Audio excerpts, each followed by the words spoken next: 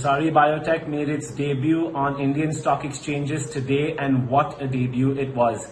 The issue price of 423 to 425 meant a market cap of 2100 crore when listing.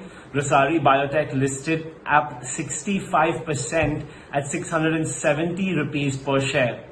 Over the day, it went as high as 80% above the listing price, nearing 800 rupees per share, and finally closed the session at 752 rupees per share, or up 73% for the day. That means that a 2100 crore listing closed the day at a 3900 crore listing. So nearly double. If you're wondering why that is, that's because the growth of this company is just tremendous. Over the last 2 years, they've doubled their revenue. They've nearly 3x their profitability. All this has also been done with a very minimal investment of 100 crore. So 100 crore has given them a 600 crore sale. He's currently operating at 100% utilizations, and he's putting up a new facility which is coming on stream in March for the same capacity. So the capacity will get doubled, which essentially means 600 crore can be 1200 crore if the second facility is fully utilized. Now the margins, he's entering some new segments which are higher margin, so they're actually expected to go up, but they're currently also a very healthy 17%. So basically what you're saying is that at a valuation of 4,000 crore nearly, his gross block is only around 100 or 200 crores. So he's trading around 20 times of his gross block once the new capex is completed, which is tremendously expensive.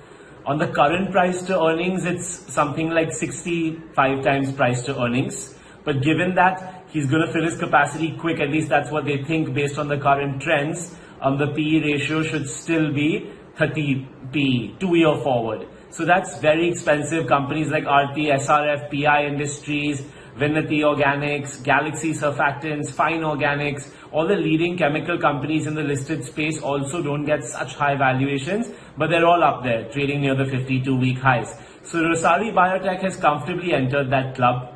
The ROCs and return ratios are very good. Last year it was 50%. This year, after investing around 100 crore in the new unit, it's come down to still 25%, and it'll go up again because there'll be no more investment required. So the use of proceeds is also very smartly done. They're going to pay back the banks. They're going to deleverage a little bit. It's going to pay for the capex that they've just done, mind you, doubling capacity. And then there'll be a lot of spare cash on the balance sheet, which they can use for inorganic or organic growth opportunities. We asked the management about capex plans. He said he's just doubled his capacity. He doesn't need to do capex. If that capacity gets filled and you're doing a profit of 120, 130 crores every year with nothing to spend it on, you're going to have a lot of cash being generated every year. You could explore buybacks, dividends. You could look at acquisitions. So it's gearing up to be a really nice business. It caters to the HPC segment, which is home personal care. It also has textile products. It's also well diversified in animal care. So it's well diversified across customer segments and across customers as well. So, and it's based on some really niche chemistry and IP. So the whole moat around this business is that you can't replicate it by investment. It's IP driven and it's R&D driven. And the R&D center for the company is at IIT Mumbai, and that's also one of their key USPs which they flagged off when ET Now spoke to them this morning. So we congratulate them on a great listing, and it's really been one to kick the IPO season off in a great way.